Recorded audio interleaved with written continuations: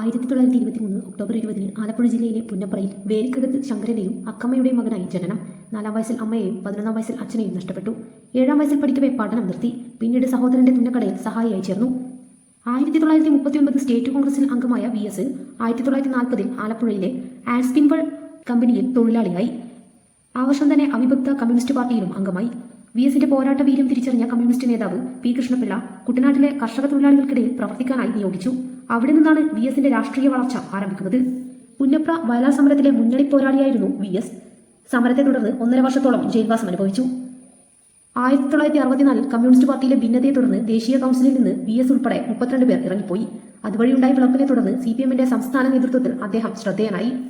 2002 Kannur സമ്മേളനത്തോടെ VSും party നേതൃത്വവും തമ്മിലകന്നു. Polit ബ്യൂറോയിൽ നിന്ന് പോലും ഒഴിവാക്കപ്പെട്ടു. പരസ്യ ശാസനകളും. 2006 2011 VSനെ സ്ഥാനാർത്ഥിയാക്കാൻ പാർട്ടി ആദ്യം തയ്യാറായില്ല. 2 തവണയും VSന്റെ അനുയായികളുടെ ആഗ്രഹത്തിന് പാർട്ടിക്ക് വഴങ്ങേണ്ടി വന്നു. 2006 പാർട്ടിയുടെ താൽപര്യത്തിന് വിരുദ്ധമായി മത്സരിച്ചാണ് മുഖ്യമന്ത്രി സ്ഥാനത്തെത്തുന്നത്.